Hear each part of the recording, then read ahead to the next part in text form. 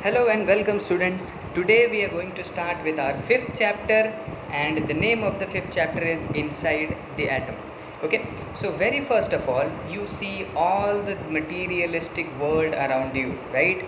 आप जब कभी भी अपनी आंखें खोलते हो, सुबह उठते हो, तो सबसे पहले आप देखते हो कि आप या तो अगर खुले में सोए रहते हो तो आसमान दिखता है, या फिर घर में रहोगे तो आपको सीलिंग्स दिखेगा। फिर उठोगे and you will search for your mobile phone कि मोबाइल किधर है, आज कौन सा लेक्चर है क्या नहीं।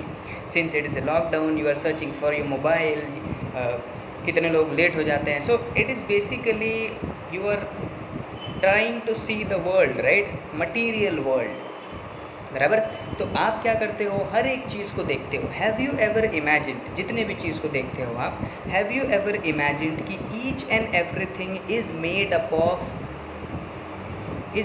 ऑफ अ बेस्ट, और it is made up of very interesting thing. कभी आप सोचे हो कि जो मोबाइल आप यूज़ कर रहे हो, या जो पीसी पे आप बैठे हो, या फिर जो किताब आप पढ़ रहे हो, ठीक है, या कोई भी चीज़ जो आपके आजू बाजू है, वो सबसे छोटा चीज़ कौन सा है जिसने इन सारे चीज़ों को बना दिया, बराबर, हर एक सब्सटेंस को बना दिया। Have you ever imagined?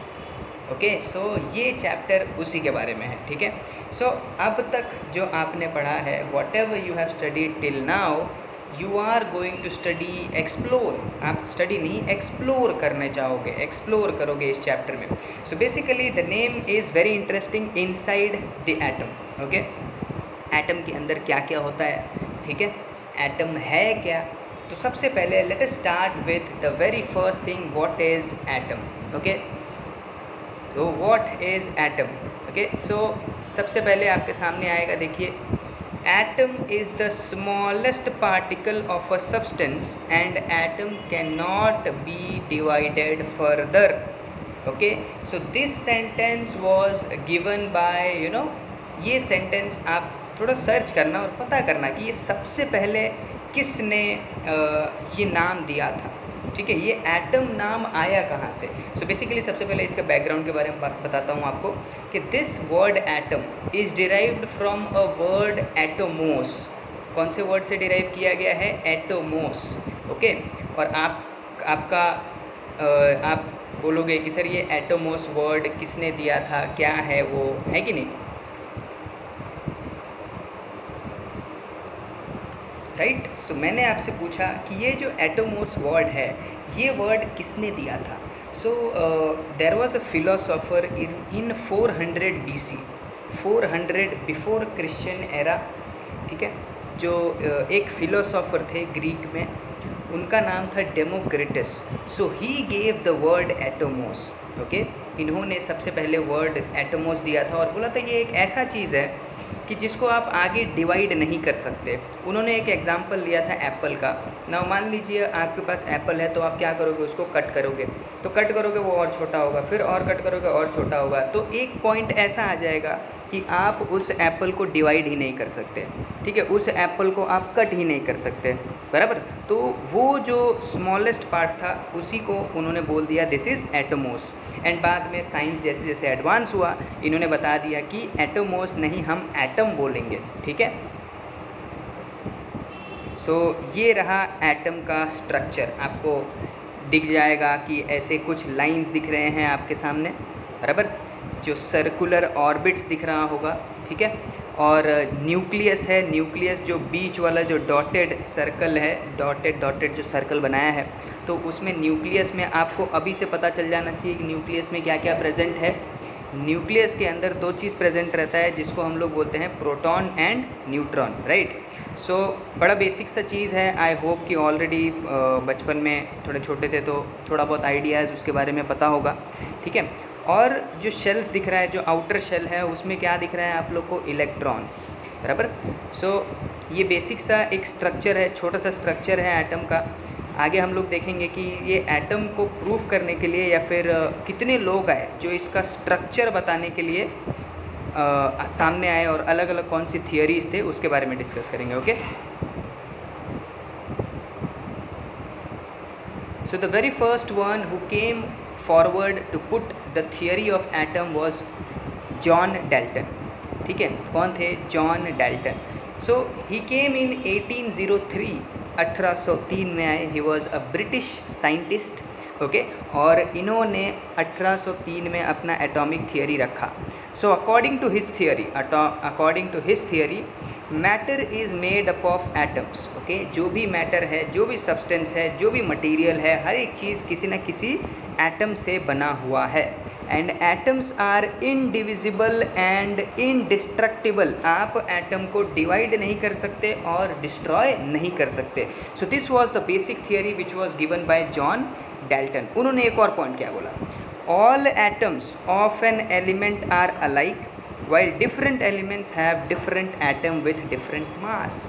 Very important thing कि अगर मैं बोलूँ कि क्या आपका मोबाइल फ़ोन और क्या आप जिधर बैठे हो, या तो बेंच पे बैठे हो या फिर कहीं पर भी अगर आप बैठे हो, तो क्या ये दोनों सेम मटेरियल से बने हैं? तो बोलोगे नहीं सर, ये दोनों सेम मटेरियल से नहीं बने हैं, सब अलग अलग मटेरियल से बने हैं। तो जब अलग अलग मटेरियल से बने हैं तो इसमें अलग अलग एलिमेंट्स भी होगा, और जब अलग अलग एलिमेंट्स होंगे तो इसमें अलग अलग एटम भी प्रेजेंट है। So this was generally told by John Dalton, ठीक है। ये जॉन डाल्टन ने अपने थियरी के हिसाब से बताया। तो अकॉर्डिंग टू जॉन डाल्टन देखते हैं क्या था। जॉन डाल्टन का जो मॉडल था, उन्होंने बोला कि atoms are the smallest division of matter, ठीक है, एकदम छोटा पार्ट होते हैं। They can not be divided. और आपको दिख रहा होगा एक स्फीयर, राइट, स्क्रीन पे राइट हैंड साइड पे आपको स्फीयर दिख रहा होगा छोटा सा।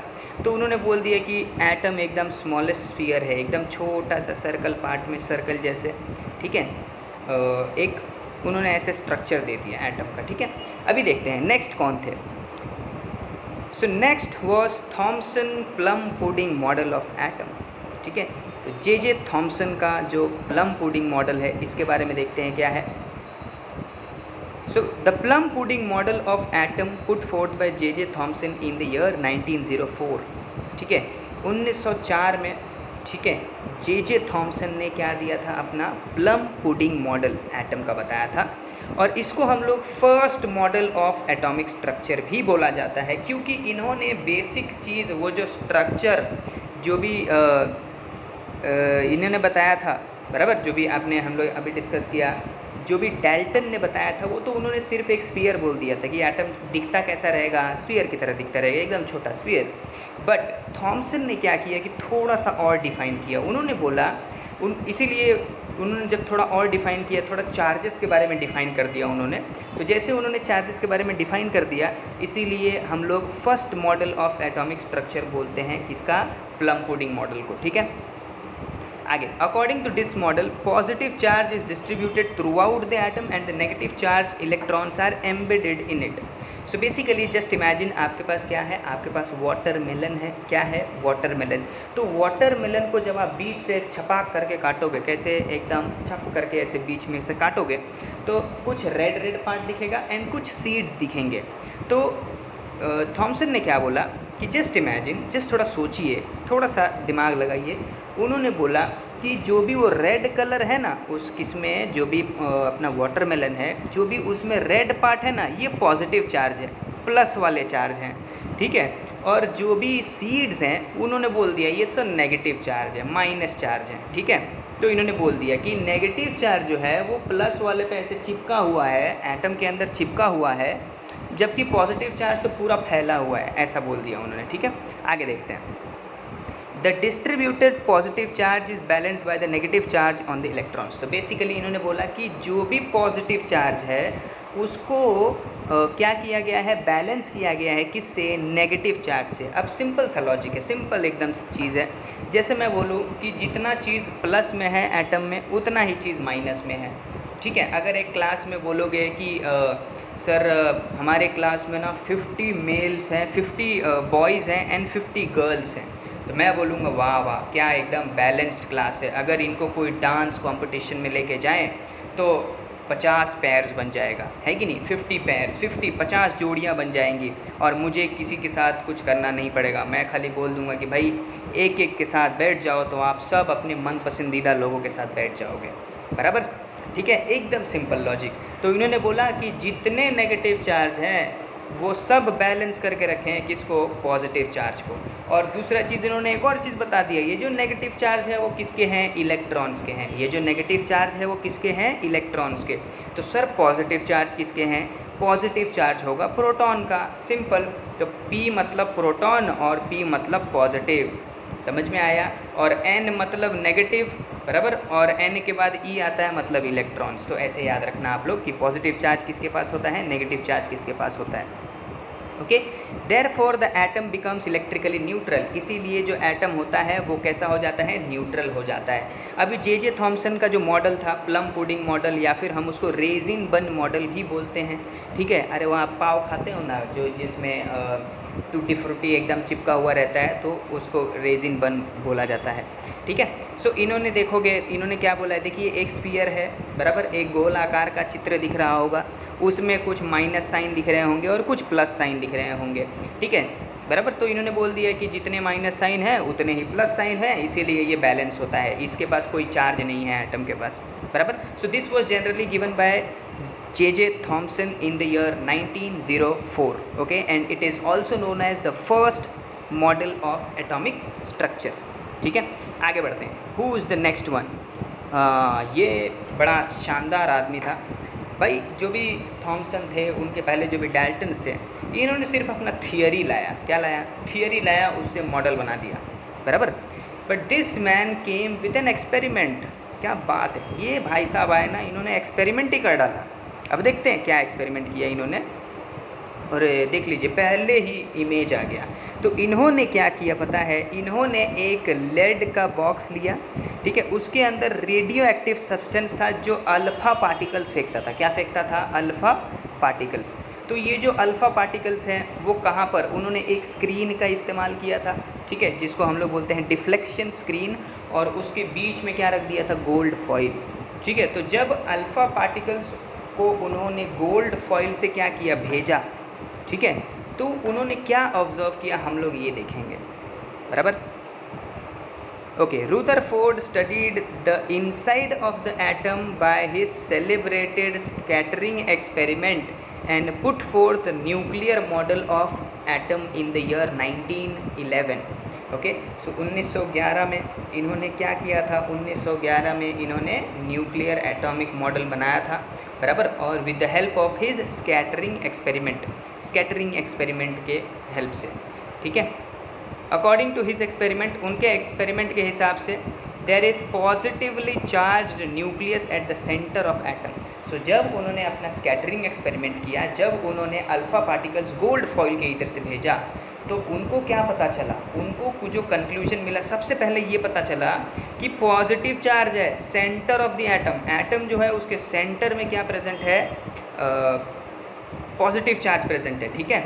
अच्छा, उसके बाद देखते हैं, almost the entire mass of the consent, okay, उन्होंने एक और चीज़ बोला कि जितना भी मास है, जितना भी एटम का वजन है, जितना भी एटम के पास कंटेंट है, मटेरियल है, चीज़ें हैं जो मास बढ़ाती हैं, वो सब का सब कहाँ पर है, न्यूक्लियस के अंदर। क्या समझा, वापस से बोल रहा हूँ, एंटायर मास, पूरा मास एटम का कहाँ पर कॉन्सेंट्रेट किया गया है, न्यूक्लियस में। Negative charge particles is called electrons revolve around the nucleus. ये जो नेगेटिव चार्ज पार्टिकल्स हैं जिनको इलेक्ट्रॉन्स बोला जाता है, ये न्यूक्लियस के आजू बाजू क्या करते रहते हैं, घूमते रहते हैं। ऐसा किन्होंने बोला, रुदरफोर्ड ने बोला, after doing his experiment. Again बता देता हूँ, जो भी एक्सपेरिमेंट था उनमें उन्होंने क्या किया था, एकदम पतला गोल्ड फॉइल लिया था, एकदम पतला गोल्ड फॉइल लिया था, ठीक है, और उसको क्या किया, वो जो डिफ्लेक्शन स्क्रीन है उसके बीच में रखा, ठीक है। डिफ्लेक्शन स्क्रीन के बीच में रखने के बाद उसके ऊपर से अल्फ़ा पार्टिकल से एकदम ज़ोर के फेंका, ठीक है। तो इन्होंने क्या ऑब्ज़र्व किया पता है, देखते हैं क्या ऑब्ज़र्व किया।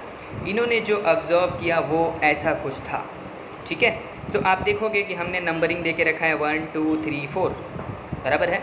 और राइट हैंड साइड पे टॉप कॉर्नर पे अगर देखोगे तो मेजॉरिटी ऑफ अल्फ़ा रेज 1, मतलब majority, most of the alpha particles क्या हुए पता है, सीधा सीधा चले गए। कैसे चले गए, सीधा सीधा, बराबर।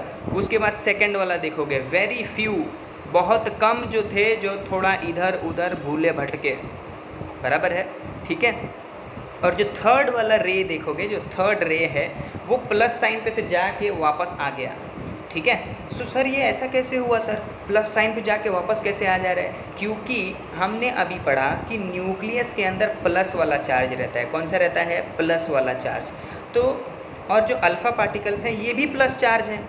तो जब प्लस और प्लस एक दूसरे से मिलेंगे तो दूर भागने की कोशिश करेंगे ना, है कि नहीं? सो इसीलिए एकदम कम से भी कम जो रेस थे जो न्यूक्लियस पे लगे वो वापस आ गए, बराबर है। सो this was generally his experiment, और उन्होंने ये स्ट्रक्चर दे दिया कि इसका एटम का स्ट्रक्चर दे दिया, बराबर। तो रुदरफोर्ड का जो भी गोल्ड मेटल फॉइल का जो एक्सपेरिमेंट था उससे उनका जो स्ट्रक्चर देखने को मिला वो आपकी स्क्रीन पे दिख रहा होगा, ठीक है। अच्छा आगे बढ़ते हैं। So next is Bohr's stable atomic model. Now he was the very best person. इसने तो भाई मतलब सोचो कि मज़ा ही ला दिया। इन्होंने बता दिया कि एटम का स्टेबिलिटी क्या होता है, एटम स्टेबल कैसे है, एटम के अंदर एनर्जी लेवल के बारे में इन्होंने बात कर दी, बराबर है। हर एक चीज़, कोई भी चीज़ बनाए, जैसे इवन इफ़ योर बॉडी, अगर आपके बॉडी की मैं बात करूँ तो उसके पास भी सर्टन लेवल ऑफ एनर्जी होता है, बराबर। और हम कहीं ना कहीं बार बार एनर्जी एक्सचेंज करते हैं। तो सोचिए कि कितना भारी लेवल का इन्होंने दिमाग लगा दिया सिर्फ एक एटम को स्टडी करने के लिए, ठीक है। आगे बढ़ते हैं। सो इन 1913 डेनमार्क के रहने वाले scientist Niels Bohr explain the stability of atom by putting fourth stable orbit atomic model, ठीक है। इन्होंने ऑर्बिट के ऊपर ज़्यादा फोकस किया कि कौन सा ऐसा रास्ता है जिसपे जो इलेक्ट्रॉन्स, बोला ना रुदरफोर्ड ने बोला ना, इलेक्ट्रॉन्स क्या करते हैं, नेगेटिव चार्ज क्या करता है, घूमते रहता है किसके आजू बाजू, वो न्यूक्लियस के आजू बाजू घूमते रहता है। तो किसके, उसी को नील बोर ने बाद में बोल दिया ऑर्बिट, ठीक है। और इनका जो एटॉमिक मॉडल है इसको हम लोग बोलते हैं stable orbit atomic model, Niels Bohr's का, ओके। अच्छा नेक्स्ट अभी देखते हैं सबसे पहला point, electrons revolving around the nucleus lie in the concentric circular orbits, बराबर, at certain distance from the nucleus. कुछ दूरी पर, न्यूक्लियस से कुछ दूरी पर जो भी इलेक्ट्रॉन्स हैं ये कॉन्सेंट्रिक सर्कल की तरह आजू बाजू घूमते रहते हैं। अभी बोलोगे सर कॉन्सेंट्रिक सर्कल का मतलब क्या? सेंटर एक ही रहेगा, है कि नहीं? सेंटर क्या रहेगा? एक ही रहेगा। ऐसा सर्कल, ऐसे बहुत सारे सर्कल जिसमें सेंटर सेम है लेकिन थोड़े दूर के बाद एक सर्कल ड्रॉ कर दिया, थोड़े से और दूर के बाद दूसरा सर्कल ड्रॉ कर दिया, वही सेंटर, कॉमन सेंटर रहेगा, लेकिन सर्कल जो है वो बड़े बड़े बड़े बड़े होते जाएंगे। तो इन्होंने बोल दिया कि जो भी जो भी इलेक्ट्रॉन्स हैं ये रिवॉल्व करते हैं परफेक्ट सर्कुलर ऑर्बिट में, बराबर। और ये ऑर्बिट एक एक दूसरे के मतलब जो भी न्यूक्लियस है उससे सम डिस्टेंट ऑर्बिट पर हैं, कुछ डिस्टेंस पर हैं। और उन्होंने बोल दिया कि कौन सा वो जो सर्कुलर ऑर्बिट्स है, ये जितने भी सर्कल दिख रहे होंगे इसको कॉन्सेंट्रिक सर्कल बोल दिया उन्होंने, ठीक है। Now energy of electron is constant while it is in particular orbit, ठीक है। जब इलेक्ट्रॉन सेम ऑर्बिट में रहेगा तो उसका एनर्जी लेवल सेम रहेगा। अभी उसके बाद when an electron jumps from inner orbit to outer orbit, जब कभी वो इनर ऑर्बिट से आउटर ऑर्बिट में जाएगा तो इट एब्जॉर्ब्स एनर्जी, वो कुछ एनर्जी एब्जॉर्ब करेगा, बराबर। और वो एनर्जी किसको होगा? सिंस देखिए ये एनर्जी का गेम है, जस्ट सिंपल सी बात है कि उन्होंने जो अपना एटॉमिक मॉडल दिया, ठीक है, तो आपके सामने दिख रहा होगा कि इस इधर बताया है इंक्रीजिंग ऑर्डर ऑफ ऑर्बिट्स या फिर एनर्जी। तो n इज इक्वल्स टू जो पहला n is equals to n1 बोला है, मतलब पहला जो ऑर्बिट है उसमें एनर्जी कम रहेगा। तो जब कभी भी उसमें का कोई ब्लू वाला electron n is equals to 2 में जाएगा तो उसका एनर्जी ज़्यादा है। समझ में आ रहा है? तो जब कम एनर्जी से ज़्यादा एनर्जी में जाएगा तो वो एनर्जी क्या करेगा? थोड़ा गेन करेगा। समझ में आया? उसको थोड़ा एनर्जी मिल जाएगा इलेक्ट्रॉन को। वही किसको इक्वल होगा? जैसे वो एक ऑर्बिट से, फर्स्ट ऑर्बिट से सेकंड ऑर्बिट में जंप करेगा ना, वैसे ही सेकंड ऑर्बिट वाला एक फर्स्ट ऑर्बिट में जंप करेगा। समझ में आ रहा है? ठीक है। तो क्या होते रहता है कि ये इलेक्ट्रॉन्स, ऐसे बोल सकते हो आप लोग कि सर ये तो फुदकते रहते हैं सर। समझ में आया? क्या करते रहते हैं? अंदर वाला बाहर जाता है तब बाहर वाला अंदर आ जाता है। तो इसीलिए बोलता है कि when an electron jumps from an inner orbit to an outer orbit it absorbs energy equal to the difference of its energy level when it jumps from outer to inner. Simple सी बात है कि वो energy किसको equal होगा, वो कितना energy absorb करेगा जितना उसको अंदर से बाहर जाने के लिए लगा, ठीक है, और बाहर से अंदर आने के लिए। सो दोनों का जो डिफरेंस रहता है वो बेसिकली सेम हो जाता है, बराबर। इन शॉर्ट, ऐसा आप लोग को ऐसे थोड़ा कॉम्प्लेक्स लग रहा होगा, लेकिन सिंपल बात बताता हूँ। जैसे कोई एक इलेक्ट्रॉन फर्स्ट से दूसरे ऑर्बिट में जाएगा ना, तो वो एनर्जी वो मिलता है उसको एनर्जी मिल जाता है, ठीक है। लेकिन जैसे ही वो फर्स्ट से सेकंड में जाएगा ना, तब तक सेकंड में से कोई फर्स्ट में आ जाएगा, ताकि एनर्जी लेवल जो हो वो क्या रहे, मेंटेन रहे। वरना सारे इलेक्ट्रॉन्स क्या करेंगे, जो फर्स्ट वाले में है सेकंड वाले में चले जाएंगे, जो सेकंड वाले में है वो थर्ड वाले में चला जाएगा। तो ऐसा नहीं होना चाहिए ना, एनर्जी अलग अलग हो जाएगा। इसीलिए क्या होता है कि फर्स्ट वाला अगर सेकंड में गया ना, ठीक है, तो एनर्जी वो एब्जॉर्ब करेगा। वैसे ही तब तक कोई सेकंड वाला फर्स्ट में आ जाएगा तो एनर्जी क्या करेगा, लूज़ कर देगा। तो सिंपल। सो बेसिकली क्या होगा, कहीं ना कहीं एनर्जी लेवल मेंटेन रहता है। So just let's go further. Now we are on atomic structure, ठीक है। अब एटम के स्ट्रक्चर की बात करने वाले हैं हम लोग। Atom is formed from the nucleus and the extra nuclear part. जो भी एटम है ये किससे बना है, न्यूक्लियस से बना है, और extra part of the nucleus उससे बना है, ठीक है। अभी तीन चीज़ें होती हैं इसमें, देखते हैं क्या क्या होता है। सबसे पहला है न्यूक्लियस, और जैसे कि हमने कुछ टाइम पहले ही अभी आपसे बात की थी किसके बारे में, न्यूक्लियस जो होता है, ठीक है, उसके अंदर क्या क्या होता है। तो देखिए, प्रोटॉन और न्यूट्रॉन, सही है। प्रोटॉन मतलब प्लस वाला चार्ज, न्यूट्रॉन मतलब सर कौन सा charge, no charge at all. Neutron में कोई भी चार्ज नहीं होता है, ठीक है। अच्छा, एक्स्ट्रा न्यूक्लियर पार्ट का मतलब एक्स्ट्रा, अरे भाई साहब आप देखें कि अभी एक शेल है, फिर दूसरा है थोड़ी दूर के बाद, फिर तीसरा है थोड़ी दूर के बाद, तो दोनों में गैप तो है। अरे दोनों में बहुत ज़्यादा गैप है। एटम 99% खाली है, समझ में आया। एटम क्या है, 99% खाली है। क्यों सर, ऐसा कैसे बोल सकते हो? क्योंकि देखो ना, एटम के सिर्फ बीच में न्यूक्लियस है, आजू बाजू में इलेक्ट्रॉन्स है, बीच का एरिया तो खाली ही है। तभी तो जब रुदरफोर्ड ने अपना एक्सपेरिमेंट किया था तो सारे के सारे almost most of the alpha particles क्या हो गए थे, सीधा सीधा चले गए थे। समझ में आया, ठीक है। आगे, एंड इलेक्ट्रॉन्स। सो लास्ट वाला है इलेक्ट्रॉन्स। तो बेसिकली आपको पता चल जाना चाहिए कि एटम में क्या क्या प्रेजेंट है। न्यूक्लियस है, एक्स्ट्रा न्यूक्लियर पार्ट है, और इलेक्ट्रॉन्स हैं, बराबर। सो इस सब चीज़ के ऊपर we are going to discuss in details in the further या फिर in the coming videos, okay. But तब तक आप ये देख लीजिए, इमेज देख लीजिए, एकदम सेंटर में न्यूक्लियस है, ठीक है। न्यूट्रॉन है, न्यूट्रॉन मतलब आपको पता है न्यूट्रॉन का मतलब क्या होता है, नो चार्ज। प्रोटॉन का मतलब positive charge, and black dot में दिख रहा होगा इलेक्ट्रॉन। इलेक्ट्रॉन मतलब negative charge, okay. So here we are at the end of the lecture 1, ठीक है। फर्स्ट लेक्चर हमारा यहाँ पर ख़त्म होता है इनसाइड द एटम का। आई होप आप लोग को समझ में आया रहेगा। If you have any doubts please let us know in the comment section, okay. So thank you so much for attending the lecture. God bless you.